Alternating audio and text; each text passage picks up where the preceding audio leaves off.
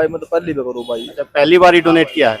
और यहाँ से ब्लड डोनेट करने के बाद 14 टेस्ट इसके होते हैं, तो 14 टेस्ट एकदम से मौके पर नहीं होते हैं। अगर कोई रक्तदान शिविर लगवाना चाहता है तो हमसे संपर्क करें। तो एक बार लग गया वाइट।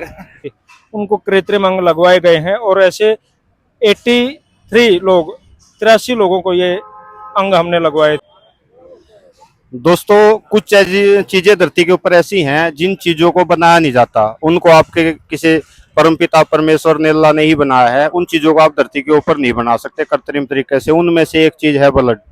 अगर आज आपके पास करोड़ों रुपए हैं और आपको ब्लड की जरूरत पड़ जाती है तो आप उसको बना नहीं सकते, क्योंकि कोई ऐसी कंपनी नहीं है जो ब्लड को तैयार करती हो। ब्लड को कोई डोनेट करता है तो ही आपको मिलता है, यानी कि अगर उसको कोई डोनेट ना करे तो वो किसी के पास अवेलेबल ही नहीं होगा, चाहे आपके पास कितने भी पैसे हो। तो ब्लड डोनेट करना बहुत जरूरी है, लेकिन जैसे ही ब्लड डोनेशन का नाम आता है तो अलग अलग तरीके के सवाल हैं लोगों के दिमाग में, इसके बारे में बहुत सारे भ्रम है। तो हम आज गोहाना के अंदर अवेलेबल है और गोहाना में एक ब्लड डोनेशन कैंप है। वेलकम फाउंडेशन ने ये कैंप लगाया है और बहुत सारे कैंप लगा चुके हैं। हम आपकी सबसे पहले डॉक्टर साहब से बात करवाएंगे। जो लोगों के दिमाग में सवाल होते हैं ब्लड डोनेट को लेके, तो वो सवाल कितने सही हैं और क्या हमें ब्लड डोनेट करना चाहिए, नहीं करना चाहिए, या इसके करने से हमारे जो शरीर में अंदर कोई दिक्कत आती है, प्रॉब्लम आती है या नहीं आती है, तो उसके बारे में हम अभी आपकी डॉक्टर साहब से बातें करवाएंगे। डॉक्टर साहब नमस्कार। एक बार आप अपना नाम बताएं दर्शकों को। डॉक्टर, मेरा नाम डॉक्टर जगवीर सिंह है और मैं रोटरी ब्लड बैंक सेंटर को देख रहा हूँ। ठीक है।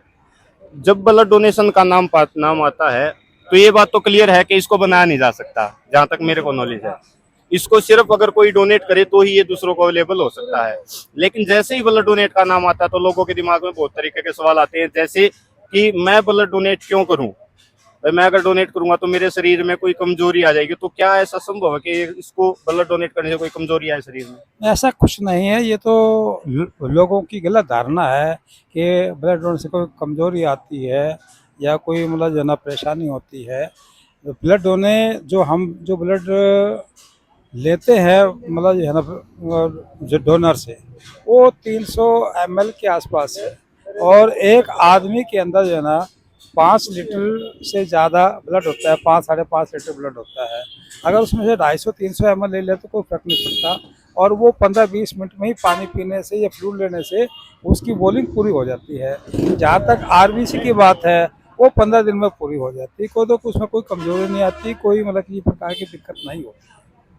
मतलब ये तो सिर्फ अगर हम पानी भी पिए या जो भी हम यहाँ पे कुछ ना कुछ और रिफ्रेशमेंट दी जाती है उससे पूरा हो जाना है। एक सवाल बड़ा ये है कि कौन कौन ब्लड डोनेट कर सकता है? जो कोई भी मतलब जो है ना जिसका वजन 45 किलो से ऊपर हो, 18 साल से कम ना हो, तो ये, और मेडिकली फिट हो, कोई क्रोनिक बीमारी ना हो, जैसे क्रोनिक है, कोई डायबिटीज़ है, टीबी है, कैंसर है और इस तरह के हीमोफीलिया है, तो इस तरह की कोई बीमारी नहीं होनी चाहिए। तो हम जांच करते हैं, उसमें अब जो फिट होता है उसी को हम जो है ना आगे ब्लीड करने के लिए डोनर को मतलब फिटनेस उसको देते हैं, वो ब्लीड कर सकता है। अगर उसको कोई भी दिक्कत नहीं है और 18 साल से ज्यादा का है, कोई प्रॉब्लम नहीं है, तो वो ब्लड डोनेट कर सकता है। मैक्सिमम एज भी होगी कोई? मैक्सिमम एज है कि हम 65 तक लेते हैं। 65 तक होना चाहिए। मतलब दोस्तों, अगर कोई 65 से नीचे है, 18 साल से ऊपर है, उसको कोई अगर प्रॉब्लम नहीं है तो वो ब्लड डोनेट करता है। और सर ने बताया कि हम लगभग 350 ml ब्लड उसमें से लेते हैं, जो पानी भी पीने से पूरा हो जाता है और शरीर के अंदर इसमें मतलब कोई भी कमजोरी नहीं आती। कई बार जैसे मैंने मतलब बहुत बार ये सुना है, अलग अलग धारणाएं होती हैं ब्लड के बारे में कि जब ब्लड डोनेशन कैंप लगता है वहाँ पे नहीं करना चाहिए, अगर हमारे को किसी को ऑन द स्पॉट जरूरत है तो उसको दे देना चाहिए, या मतलब यहाँ पे ब्लड डोनेट करने में, या अगर हम किसी हॉस्पिटल में जाके ब्लड डोनेट करने, जैसे सरकारी पीजीआई में भी ऑप्शन है, तो उसमें कुछ अंतर भी होता है क्या? कहीं कोई अंतर नहीं है, कहीं भी जाकर डोनेट कर सकता है। और जो इमीडिएट की बात करें, क्योंकि ब्लड इमीडिएट मतलब जो है ना नहीं चढ़ता, उसकी टेस्टिंग होती है, उसका सारा मतलब जो है ना उसका प्रोसेस है, उस प्रोसेस में लाने के बाद, टेस्टिंग के बाद ही, और उसका मैचिंग, क्रॉस मैचिंग करने के बाद ही अगर वो फिट है तो तब उसको ब्लड चढ़ता है, वैसे ब्लड नहीं चढ़ता। मतलब कहने का मतलब यही है कि हमारे को जब भी मौका मिले, 3 महीने का टाइम बताया जाता है, तो 3 महीने हमारे को ये रूटीन में करते रहना चाहिए, ताकि ये समय पे जिसको जरूरत हो उसको दिया जा सके, अवेलेबल हो सके। तो अभी हमारे साथ सर हैं, आप वेलकम फाउंडेशन से ही हैं, और आपने मेरे ख्याल से गोहाना में लगभग डेली ब्लड डोनेशन कैंप लगते हैं, तो एक बार जानना चाहेंगे कितने ब्लड डोनेशन कैंप आप यहाँ पे लगवा चुके हैं? अभी तक हमारी वेलकम फाउंडेशन संस्था ने 118 कैंप लगाए हैं। ये 119वां कैंप आज हम ऑर्गेनाइज किए हुए हैं। हमारे साथी हैं जितेंद्र जी, जो रक्तदान शिविर के प्रभारी हैं।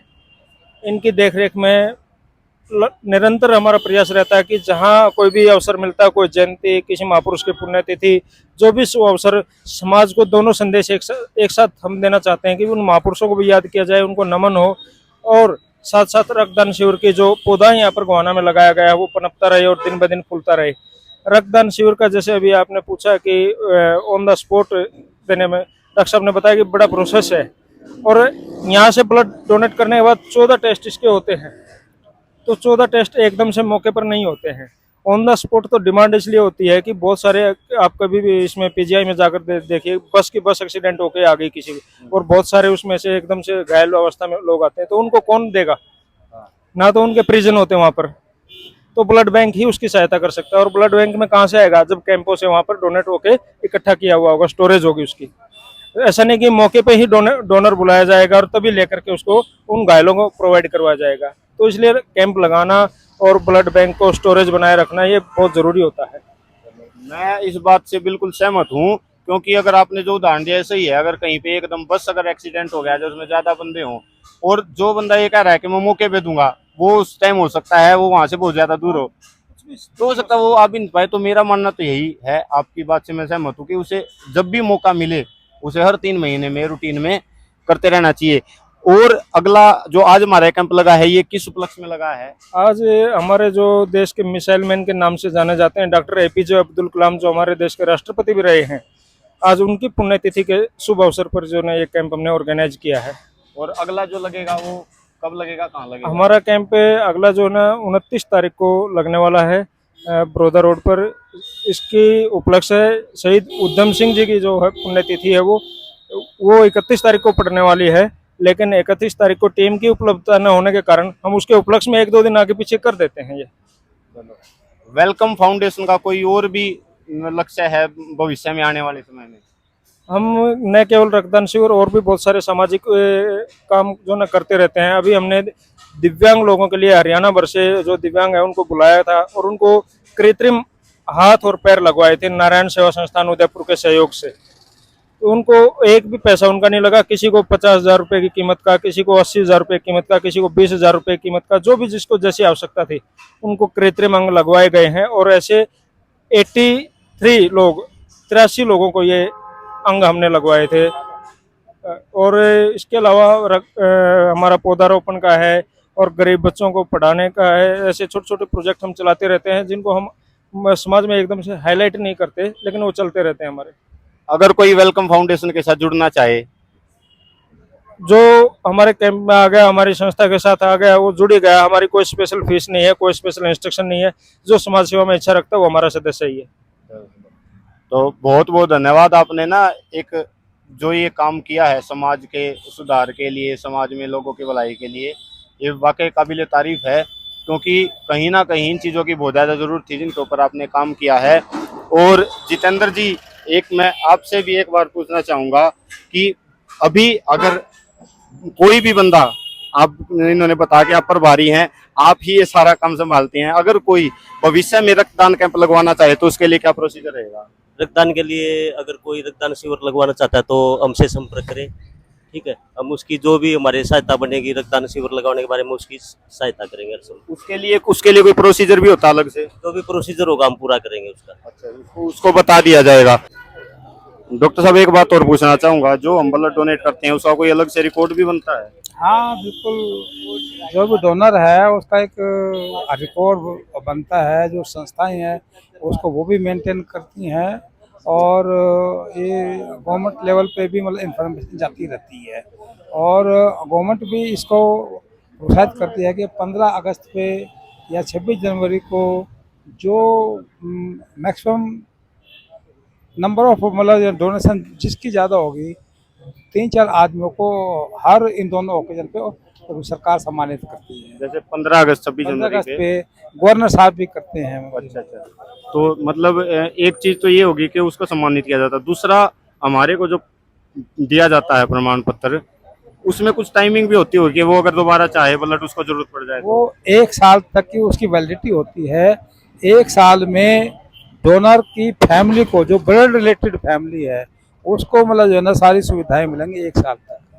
1 साल तक वो चाहे तो दोबारा भी ब्लड ले सकता है। थैंक यू डॉक्टर साहब। सकता है। यहाँ पे कुछ डोनर हैं जिन्होंने अभी ब्लड डोनेट किया है, हम इनसे भी आपकी बातें करवाते हैं। भाई साहब नमस्कार। कितनी बार डोनेट कर चुके पहले? भाई मैं तो पहली बार करूँ भाई। अच्छा, पहली बार ही डोनेट किया है। डर नहीं लगता डोनेट करते हुए? खून निकल रहा है शरीर से। ना भाई कोई डर नहीं लगता, जमा 1% डर लगता। आप डोनेट कर चुके, भी शरीर में कोई कमजोरी महसूस हो रही है? और इन भी सारे भाई याद करवाए भाई, सारे करो भाई, एक के करम कोई दिक्कत नहीं आती भाई। बस भाई धन्यवाद भाई। इन्होंने बताया कि कमजोरी महसूस नहीं होती और हर इंसान को करना चाहिए। आपने ब्लड डोनेट किया भाई साहब? कितनी बार ब्लड डोनेट कर चुके हैं? उधर देखो सर। कई बार किए हैं। कई बार मतलब पहले कितनी बार कर चुके हैं? 1 बार, 2 बार, 5 बार? 7-8 बार किए हैं। 7-8 बार कर चुके। कोई कमजोरी भी महसूस होती है ब्लड डोनेट करने के बाद? कोई कमजोरी महसूस नहीं होती। भाई साहब कितनी बार ब्लड डोनेट कर लिया पहले? भाई साहब मैं तो पहली बार दी। डर नहीं लग रहा? सुई लग रही है आपको? ना ना डर क्या करता है, और भाई देर लग रहे हैं सारे में भी। भाई साहब नमस्कार। कितनी बार ब्लड डोनेट? 5वीं बार दो भाई। 5वीं बार। कोई कमजोरी भी आवा है ब्लड डोनेट? कोई आदमी नु है ब्लड डोनेट नहीं ना करना, कोई हमारा खून क्यों जाके ना चलता है? कोई कमजोरी नहीं आती भाई साहब। क्या संदेश देना चाहोगे लोगों को? हाँ दोनों देना चाहिए, 6 महीने में एक बार। 6 महीने में देना जरूर, खून की बदली हो जा, है ना? भाई साहब नमस्कार। कितनी बार डोनेट कर चुके पहले? मैं तीसरी बार आपकी बार। तीसरी बार कर रहे हो। कुछ आदमी कहे हैं कि मैं अपना खून क्यों दूं किसी तक काट गए। किसी का काम आ जाए तो बड़ी अच्छी बात है। हाँ, किसी न किसी का काम आ जाए, किसी एक्सीडेंट हो गया दिल्ली का, उससे तो अच्छा ही है। किसी पर लगेगा आ जाए, काम आ जाए। क्या संदेश देना चाहोगे लोगों को? भैया देना चाहिए खून। देना चाहिए। क्यों देना चाहिए? कुछ खास कारण भी हो है शरीर में? फायदा भी हो? ना फायदा कौन ना नुकसान होता, फिर नुकसान नहीं। हाँ 10 दिन में खा पिया फिर उसे हो जाए। चलो ठीक है, थैंक यू।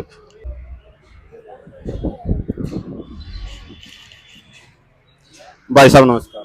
नमस्कार भाई। कितनी बार डोनेट कर लिया पहले? पहली बार दिया। डर नहीं लगता भाई साहब? सुई हाथ में लग गया? डर तो एक बार लग गया भाई। अच्छा, कोई कमजोरी फील हो रही है आपने पहले डोनेट? मड़ी भी नहीं भाई। कोई कमजोरी फील नहीं हो रही? क्या संदेश देना चाहोगे जो देते नहीं? भाई खून देना चाहिए, अपना नया बन जाएगा और 3-4 महीने में देना चाहिए बस। शरीर में जो है वो बदल जाएगा थोड़ा बहुत, है ना? चलो थैंक यू। तो दोस्तों मैं यही कहना चाहूंगा, ब्लड एक ऐसी चीज है जिसको बनाया नहीं जा सकता। आपके पास कोई ऐसी फैक्ट्री नहीं है, कोई ऐसी मशीन नहीं है जिसमें आप ब्लड को बना दो। इस तरीके से जब भी ब्लड डोनेशन कैंप लगे और जब भी आपको मौका लगे तो ब्लड डोनेट करते रहें और समाज के अंदर अपना कुछ योगदान देते रहें। तो wish you all the best दोस्तों। जय हिंद।